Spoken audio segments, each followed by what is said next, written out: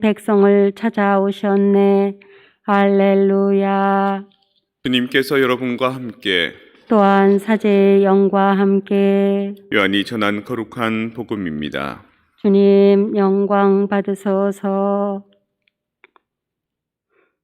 그때에 예수님께서 갈릴레아 호수 곧 티베리아스 호수 건너편으로 가셨는데 많은 군중이 그분을 따라갔다. 그분께서 병자들에게 일으키신 표징들을 보았기 때문이다. 예수님께서는 산에 오르시어 제자들과 함께 그곳에 앉으셨다. 마침 유다인들의 축제인 파스카가 가까운 때였다.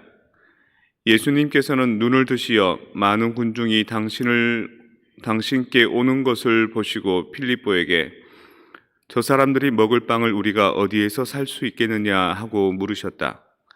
이는 필립보를 시험해 보려고 하신 말씀이다. 그분께서는 당신이 하시려는 일을 이미 잘 알고 계셨다. 필립보가 예수님께 대답하였다.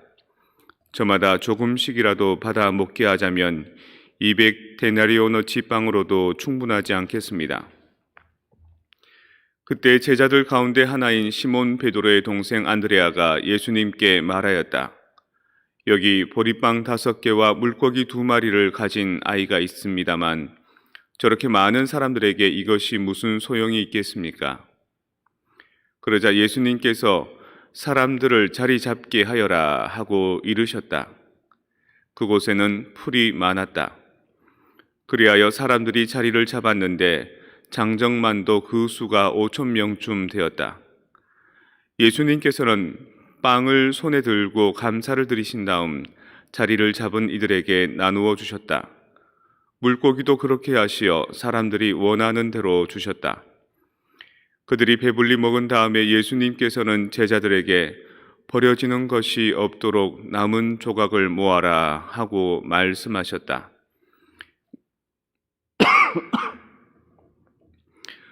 그래서 그들이 모았더니 사람들이 보리빵 5개를 먹고 남긴 조각으로 12광주리가 가득 찼다. 사람들은 예수님께서 일으키신 표징을 보고 이분은 정말 세상에 오시기로 되어 있는 그 예언자시다 하고 말하였다. 예수님께서는 그들이 와서 당신을 억지로 모셔다가 임금으로 삼으려고 한다는 것을 아시고 혼자서 다시 산으로 물러가셨다. 주님의 말씀입니다. 그리스도님 찬미합니다. 혹시 콧물 나시거나 기침 나신 분들 있습니까? 먼지가 많으면 몸이 방어 체계로 수분을 많이 점막에 물기를 많이 내어서 먼지들이 이렇게 몸에 흡입되지 않게 한답니다. 그만큼 우리 이 공간에 이제 먼지 많다는 겁니다. 미세먼지, 눈에 보이지 않는 먼지, 특히나 카페 공사할 때 드러내서 밑바닥에 깔려있던 먼지도 올라오겠지만 오랫동안 한 20년 동안 쌓여있는 카펫들도 이제 건드려 놓으니까 좀 그런 것 같습니다. 그래서 이런 공기가 좀 정화되는 기간들 좀 필요할 테고 그때까지 목도 좀 칼칼하고 콧물도 좀 흐르고 할 테니까 여러분들 양지해 주시기 부탁드립니다. 앨리스 원더랜드라는 그 책이 있습니다. 아이들이 동화책으로 보죠. 이상한 나라의 앨리스라는 책으로 많이 봅니다. 근데 보면은 동화에는 조금 완화시켜 놨는데 그 원문을 보면은 아주 기괴하고 희귀한 얘기들이 많이 나옵니다. 일상적인 얘기들이 아니고 그 앨리스가 있는 그 이상한 나라에서만 이루어질 수 있는 이야기들이 막 전개됩니다. 그 이후 이제 문학계는 조금 그런 파격적인 소설들을 특히 영국 쪽을 통해서 많이 이렇게 보이고 있습니다. 상식선의 얘기가 아닌 거죠. 하느님의 나라, 특히 우리 교회 공동체도 약간 앨리스 원더랜드 같은 개념입니다. 왜냐하면 신앙이 만들어지고 예수님께서 오셨던 그 시기가 민주주의라는 개념이 없었을 때거든요. 그래서 우리 모두가 개개인이 주인이다라는 의식보다도 신본주의, 하느님께서 우리의 주인이다라는 개념이 강했습니다. 그래서 어떻게 하냐면 내가 너를 불렀다 이렇게 얘기합니다. 사람을 뽑을 때. 우리는 리크루트 할 때 페이를 제시하고 일한 조건을 제시하고 베니핏을 제시하면서 매력 있는 직장으로 만들어서 사람들을 모으는데 그런 거 없습니다. 그냥 내가 너를 불렀다. 나를 따라라. 이렇게 일방적입니다. 상당히. 내가 너를 뽑아 세웠다. 그리고 재정, 경제적인 부분에서도 열이면 열이 소화돼야 되고 열이 공급이 되면 열이 이제 소비가 돼야 되는데 물고기 5개하고 그리고 빵 2개 가지고 5천 명을 먹인다는 발상을 가지고 있습니다. 좀 황당무계한 발상입니다. 그런데 그것으로 진행을 시킵니다. 자, 12광주리가 더 남았다. 오늘 같은 자본주의 사회의 사고나 민주주의 사회의 사고로는 이 성경에서 제시하는 교회 안에서 이루어지는 일들을 납득하기가 참 쉽지 않습니다. 그래서 각자 사회 영역에서나 가정에서나 개인적으로나 역량이 다 출중하시고 또 비교적으로 그냥 평범하신 분들이 교회 안에 활동을 하면 적응을 못하는 게 그런 이유 때문입니다. 세상의 원리와 이 교회의 원리가 상당히 좀 다르기 때문에 무드가 다른 겁니다. 분위기가. 그야말로 이상한 나라의 앨리스보다 더 이상한 나라의 우리 교회들인 거죠. 불평을 하자면 한도 끝도 없겠지만 이것들을 또 다른 지평에서 이렇게 바라본다면 때로는 삶을 살면서 주판을 탁 털 필요가 있을 때가 있습니다. 늘 계산에 누적에 이런 걸 하다 보면 답이 안 나올 때가 있거든요. 그럴 때는 아예 다른 관점으로 내가 살고 있는 삶을 내가 몸담고 있는 곳을 주판을 탁 털어놓고 새롭게 한번 그래도 살만할 때가 있습니다. 때로는 그게 오히려 머리가 개운하고 삶의 본질에 더 접근하는 데 도움이 될 때가 있습니다. 형제 여러분, 내가 주님 안에서 수인이 된 자로서 여러분에게 권고합니다. 겸손과 온유를 다하고 인내심을 가지고 사랑으로 서로 참아주십시오. 바오로 사도가 로마에서는 감옥에 갇힙니다. 감옥보다도 유폐되는 겁니다. 그 집에서 빠져나오지 못하고 그냥 생계만 유지하고 멀리 다니지 못하는 그런 삶을 사는데 벌써 에페소인들에게 편지를 쓸 때 수인이 된 내가라고 표현하는 것은 마치 감옥에 갇혀 있는 것처럼 예수님한테 소속되어 있고 복속되어 있는 그 삶을 얘기하는 겁니다. 주님 안에서 수인이 되었다. 누가 시켜서 억지로 나는 싫은데가 아니라 내가 스스로 주님의 종이 되는 겁니다. 그분의 안에 창살 없는 감옥 안에 내가 묶이는 겁니다. 지난번에 한용운 시인 시 잠깐 얘기했듯이 남들은 자유가 좋다 하지만 나는 복종하는 것이 더 좋아요. 내가 좋아하는 그 당신과 함께 살아가고 당신의 명을 따르는 것이 나에겐 더 행복이에요 라는 개념을 가지는 거죠. 조금 더 뚜렷하게 이 바오로 사도의 얘기를 조금 한번 들어보겠습니다. Brothers and sisters, I a prisoner of the Lord. 주님 안에 죄인이 되었다. Lord urge you to live in a manner worthy of the call you have received, with all humility and gentleness, with patience, bearing with one another through love.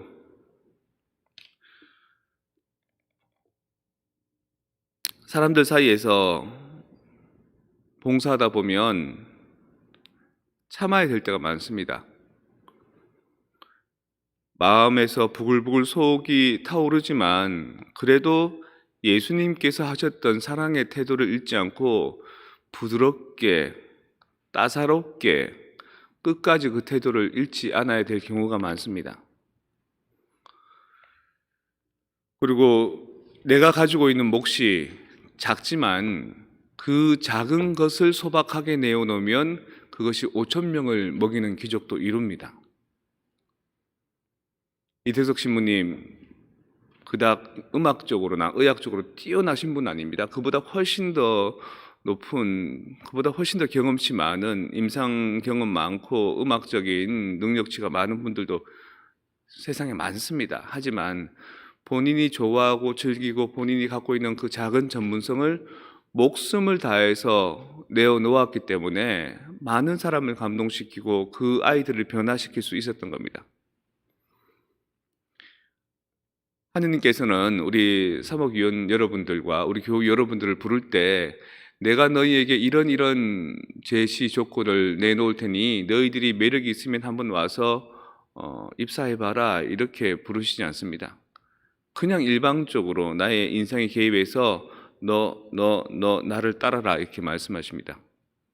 그리고 그들이 갖고 있는 능력치도 천차만별인데 그 천차만별인 능력치들을 스스로 깨닫게 해주시고 체험하게 해주시면서 자신의 부족함을 뼈저리게 느낄 때 그때 자기들이 부족한 소양만큼 성령께서 메꾸어 주시면서 교회 공동체를 일하게 합니다. 결국 그들도 목숨을 다해서 순교하고 복음의 가치를 전파하게 하는 거죠. 교회 안에 봉사하는 것은 피수혜자들만을 위한 것이 아닙니다. 때로는 봉사하는 그 사람의 변화를 위한 것도 있습니다.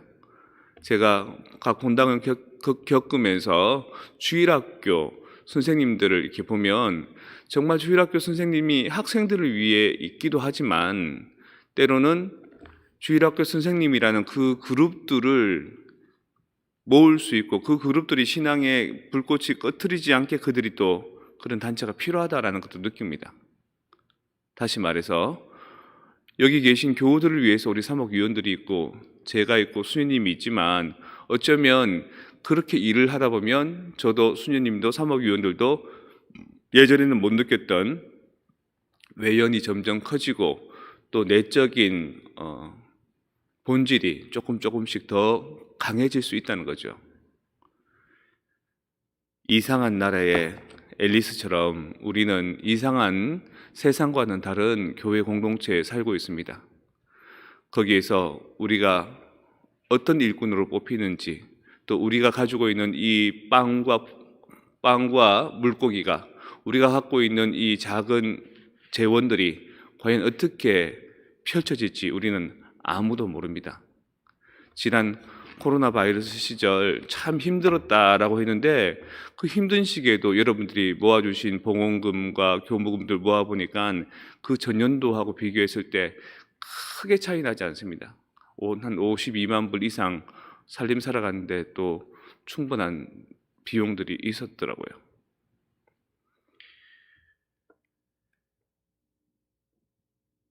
베트남 전쟁 월남전에 참전했던 그 상사분 한 분 만나 뵀습니다. 장교들은 진급이 빠르고 이러지만 하사관들, 하사, 중사, 상사, 원사 이런 분들은 진급이 더디시거든요. 근데 그분이 나이는 많으신데 상사 계급을 달고 이제 군대 내에서 모든 것을 알고 계시지만 겸손하게 장교들보다 더 낮게 이렇게 하시면서 한마디 이렇게 하시는 게 내가 베트남전에 참전했을 때 병사들이 총알이 빗발칠 때 다들 숨고 웅크리고 있었는데 그 중에 한 명이 우리 전우가 총알을 탁 맞았을 때 그때는 눈에 불을 켜고 덤비더라고. 오히려 누가 한 명이 죽으면 나도 죽을까 싶어서 몸을 도사릴 것 같은데 한 명이 총을 맞고 죽으니까 총을 쏜 그 적군한테 총을 맞든 안 맞든 뛰어들더라고. 그래서 한국 군들이 베트남전에서 전성을 많이 올린 것도 그런 거라고. 나도 모르게 타오르는 그 열정들, 나도 모르게 타오르는 그 정의감들, 그런 것들이 사실은 상황을 장악하게 된다고.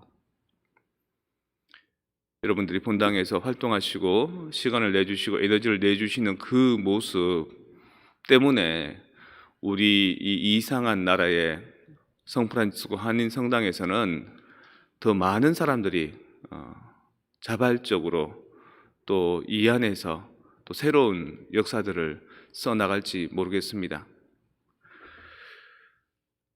돈 많이 벌고 건강하고 또 뭐 행복하고 이런 가치들이 오히려 무언가를 자꾸 수성하고 지키는 가치보다도 내어놓고 내 시간을 내고 내 에너지를 내고 모든 사람을 아우를 때 오히려 혹시 내가 예상치 못했던 더 100배의 또 50배의 30배의 열매를 낼 수 있지 않을까 기대해 봅니다.